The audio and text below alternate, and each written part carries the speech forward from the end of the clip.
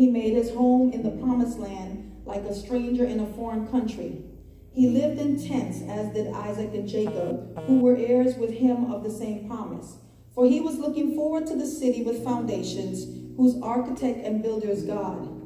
By faith, Abraham, even though he was past age and Sarah herself was barren, was enabled to become a father because he considered him faithful who had made the promise.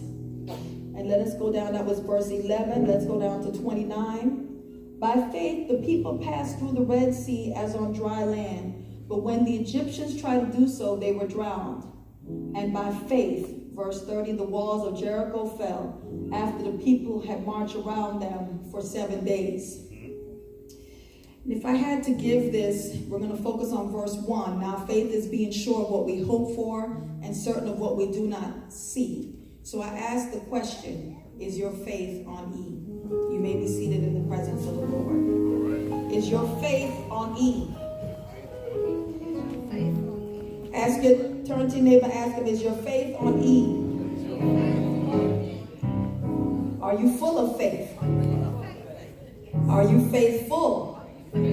All right. Amen. Amen.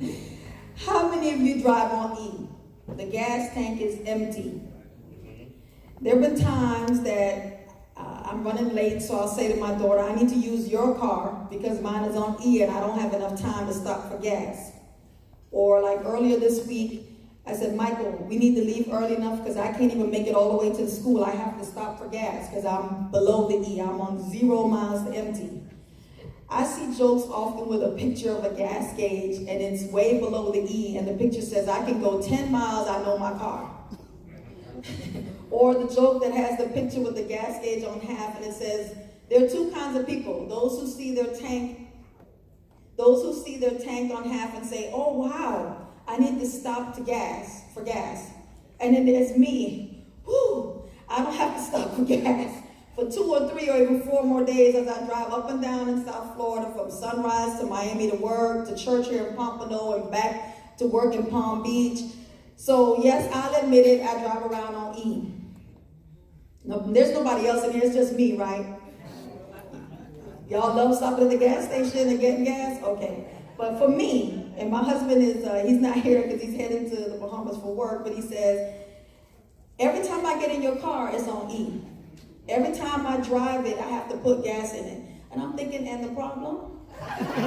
Why is that a problem? Just put the gas in. I left it on, you said you're going to drive my car today, so that means you get to put gas in it.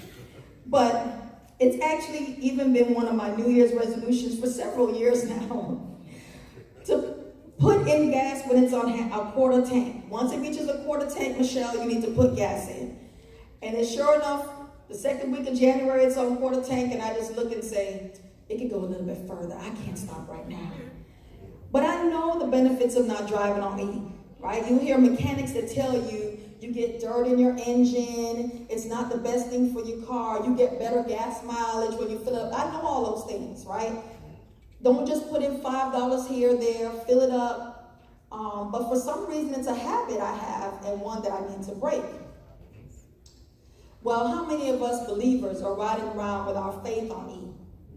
You know, getting more dirt in your tank or your thoughts, riding around worrying about life and making your fear bigger than your faith. I'm going to repeat that one. Riding around worrying about life and making your fear bigger than your faith. Creating mountains instead of using your faith to move them. How do you know when your faith is on E? Maybe you say things like this, oh, that's just too hard. I won't pass that test, or I'm never going to get into college, or I won't get that job because somebody else better than me is going to get the job. Or how am I going to do that? There's no way I can do all of that. You fill your thoughts constantly with worry, and you lose sleep wondering, how am I going to solve all of my problems? And I'm going to repeat that one because it says, how am I going to solve? How am I going to solve all of my problems? You know, like you have a lot more month left than you have money. The bills are piling up. You don't even want to go to the mailbox because you know the only thing in there is another bill, right? So we're constantly worrying instead of having our faith. or activating our faith. So Webster's dictionary defines faith as a noun. And there were two definitions when I looked it up. It said, the first says complete trust or confidence in someone or something. And the second definition states, strong belief in God or in the doctrines of a religion based on spiritual apprehension rather than proof. For us, our definition is in Hebrews 11:1. Now, faith is being sure of what we hope for and certain of what we do not see. How are we sure of what we hope for and certain of what we do not see? And what we do not know for sure or for certain? And I read those 11 verses because it talked about Noah, who built an ark. He built an ark, it wasn't raining yet. Now, how many of y'all know if your neighbor started building a boat and it's not raining, and they're building a big boat expecting a flood, but it's not even raining? I know y'all look, what you gonna say? Tell the truth, you be like, they crazy. So you know Noah's neighbors had to be looking like they're crazy. Okay, and then Abraham and Sarah, they're way past childbearing age, to the point where if you remember the story in the Old Testament, Sarah laughs, right? That's not gonna happen. But you know, when you laugh at God, he makes sure that happens. So Sarah was barren, but instead she birthed, right? So there's so many different stories of our faith. So let's dig a little deeper. And what does empty faith look like? When Sarah laughed at God, when he said she will have a child, an example in the Bible was Sarah, who laughed when God said she will have a child. And it's when you have a doctor that gives you a report, and when you hear it, you immediately think, oh no, I guess that's it. There's nothing else we can do. When worrying is consuming your thoughts, and when you see the glass as half empty, maybe you don't even see anything in the glass. Maybe I'm the only one that's had those thoughts. Maybe it's just me, but I don't think so. Because you know what, I talk to people every day, and that's what they tell me. I'll never buy a house. You know, that's what I do every day. I help people to buy their first home. They're like, it's not going to happen. And I'm like, it's not going to happen now, but let's work to make it happen down the line. So I think that if we look at the empty faith that we have, is when we don't trust God in the midst of everything that we're going through, or we don't take it to God. So how are we going to get our tank full?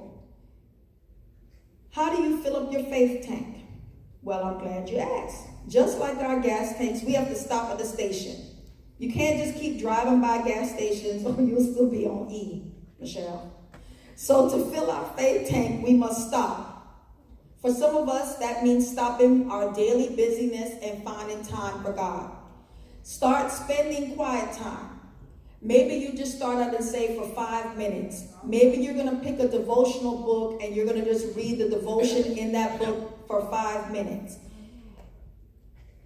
I know that some people meditate, they do yoga, they journal. Everybody does something different. Everybody in here is their own person. They have their own way of doing things. But if you don't stop at some point and find time from the busyness of our lives, you're going to stay on E. So for me, I'll read my devotional and I journal, but I love music. I can't sing, but I love to try.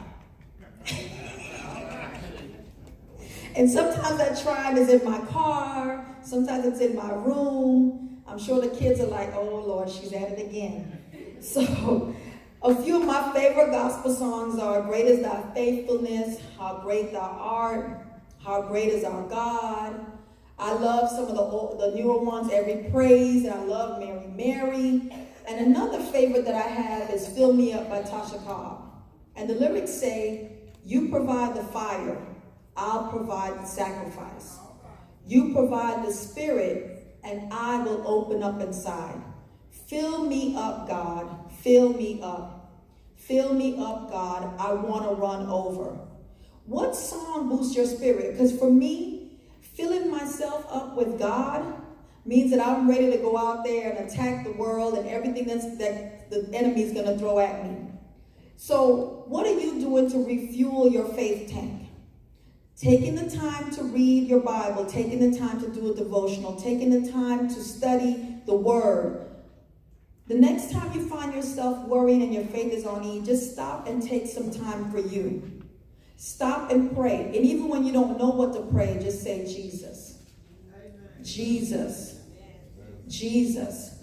And you'll see that he will just start changing your mind, your thoughts that you're having and worry into, you know what, I've been here before, I can do this. And he'll start to fill you up.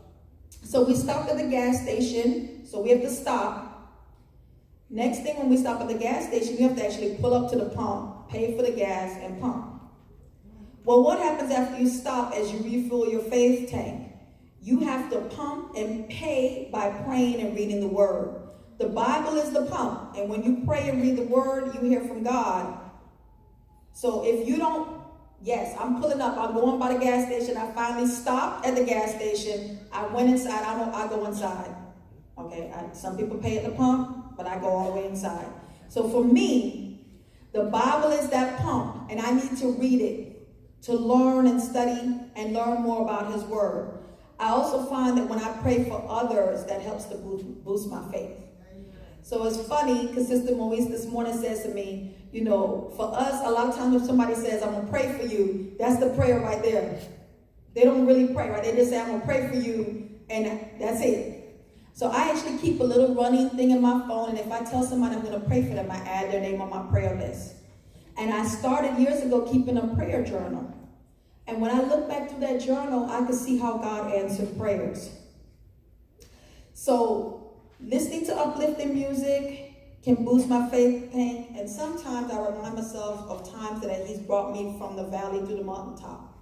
So some of you may know, or I think most people in here know, that my mom was very sick a few years ago. She went in for routine surgery. And due to a doctor's mistake, she was in ICU for over a month. And spent almost 2 months in the hospital, plus months of rehab and nurses and doctor's visits. And I remember that there were many nights that we left the hospital and we were told that we're not sure she was going to make it through the night. So be prepared and expect a phone call. And I can tell you that my faith wasn't on full when the surgery first happened. I just knew that she was going to go in and the next day she was going to come home. But when they ended up going back in for the corrective surgery to fix the mistake the doctor made that Friday night, and they moved into ICU, and she was laying there in a coma with over 15 IVs pumping into her and on a breathing tube, I did the only thing that I knew how to do, and that was to call on the Lord. I read her scriptures, and I look back now and I realize those scriptures weren't for her. They were for me. I put scriptures up in her room and I played gospel music, and I remember one of the nurses even came and gave me the tape, because at first I was just kind of laying them against the little sink area, and the nurse came and taped. She goes, I think you need this. And I said, oh, thank you so much. And I put up the scriptures all around her room. And I found that the more I leaned on him, the stronger my faith became that God was going to heal my mom. I was filling my faith tank, and at that time I didn't realize it. But now when I get a little bit discouraged and I start to worry, I think back to that difficult time and that she's a miracle, and my tank starts to go up. It starts to move from E to quarter tank to full. And everyone in here has been through something. Brother Lampkin, you've been through something, right? Sister Butler, 89 years, you've been through something. So there's been a time that everybody's been through something. And when God stepped in and turned your test into a testimony, when God stepped in and healed you or someone that you love, a time when you got a new job or unexpected check in the mail just when you needed it, well, I want you to stop right now, close your eyes, think about a time when you were worried about something, when you didn't know how that situation was going to work out.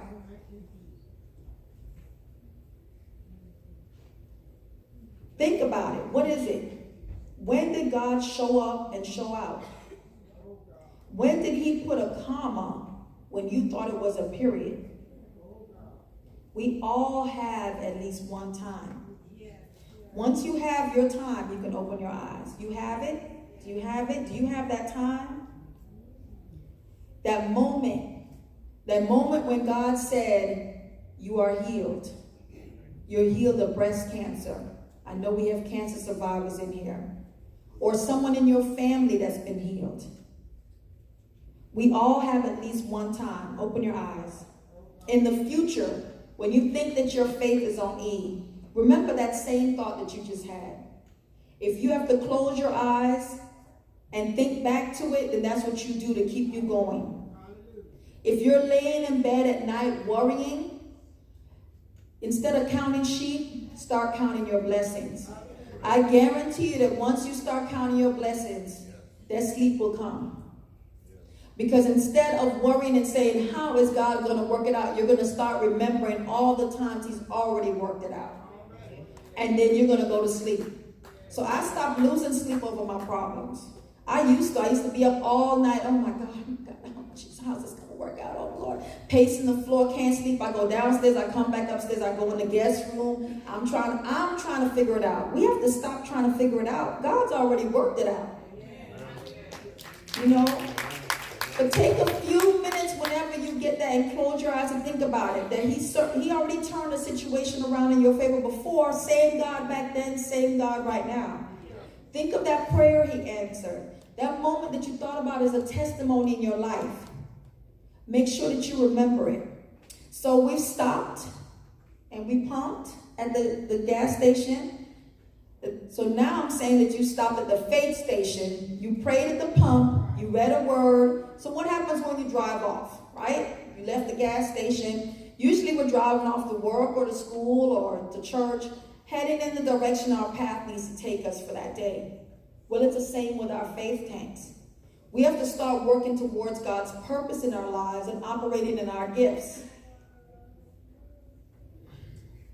The feeling we get is similar to when we start the car after we fuel up. And for me, it's a good feeling because you remember I told you I don't like to stop, right? So when I finally do stop and I see that gas gauge, the first thing I look, did it go all the way up?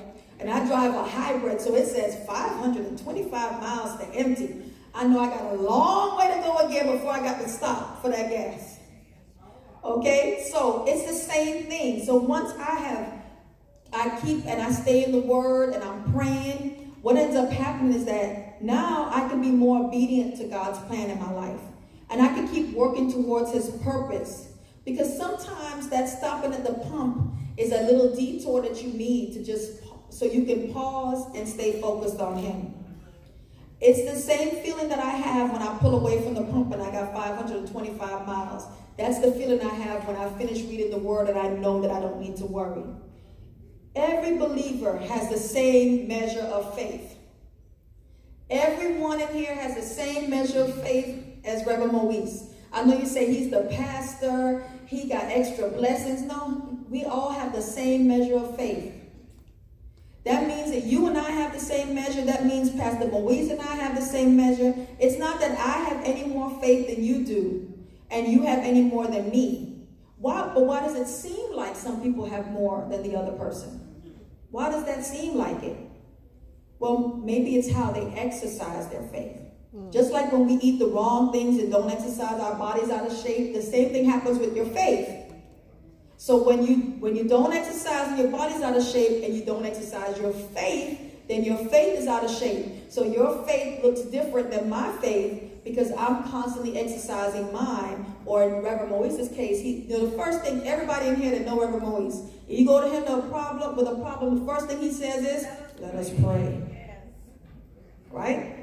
He's going straight to God, straight to the pump. Then he's going to give you some scriptures to read. Here, I'm going to give you this. You're going to read this, and you're going to read this.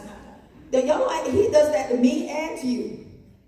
So that's the same, because if you think about it, that's the pump and the word. So he's filling you up with your faith so that you can go on and know that problem's going to be taken care of. So by stepping out on faith towards our purpose and our gifts, we step out on faith by trusting God's plans for us are better than our own. That using our gifts is actually a part of the divine plan that he has for all of us. That finding our purpose and pursuing our purpose will lead to a growth in our faith and filling our faith tank so that other people will look at us and say, wow, she has so much faith. She don't have any problems. Oh, we all got problems. But it's all about knowing that God will take care of them. So tonight as you head to bed, pray that God will show you his direction in your life. And tomorrow when you wake up, pray that God will show you his path to pursue your purpose. I guarantee that as we continue to pray that prayer over and over, and our faith tank continues to fill up, that we'll stay focused on our goals that will fill the tank too. So in conclusion, I want you to remember the woman with the issue with blood. In Mark 5:24-34, you know her story. I could see her unclean, people talking about her. She's been bleeding for 12 years. She had been to many doctors, but instead of getting better, she was getting worse. She was weak. But she heard that Jesus was coming to town. You know, the same Jesus, the same one that we have access to, he was coming to town. And so she said, if I could just touch the hem of his garment, then I will be healed. Just a touch, a simple touch. I can hear her saying it over and over in her head. I got to press my way. I got to get to see this Jesus. I got to get to see this man from Nazareth that they said is healing people everywhere. He's healing the blind. He's making the lame walk. They lowering people down to him through the roof. I got to see this man. How is it that he's doing these things? I got to press through the crowds. Remember, there's crowds around him. It's not, she's not just walking up to him. There's crowds and crowds of people. Picture Barack Obama came to town and the whole place is full of all these people. How is she going to get to him? Remember, she's weak. She's been bleeding for 12 years. I get one little cut on my hand and I can barely walk, right? So she's been bleeding for all this time, but she says, I got to press my way to Jesus. Do you think that her faith was on empty or on full? She was full. And what was Jesus' response? In Mark 5:34, he said to her, your faith has healed you. Go in peace and be freed from your suffering. So somebody came in here today with their faith on E. Feeling hopeless instead of hope-filled. Somebody didn't remember that their hallelujah belongs to him. Somebody was feeling tired and frustrated, feeling like, why me? But just like the unnamed woman that he healed, she doesn't even have a name in the Bible. I kept looking for it. I'm still looking for it, but she's unnamed. Jesus is waiting for you today to press your way to him, and your faith will heal you. Pressing towards him will fill your faith tank, and he wants you to just stop at the faith station, start to pump from his word and pray, and then move along to your path and your purpose. So again, I ask you, is your faith on E? Amen. Amen.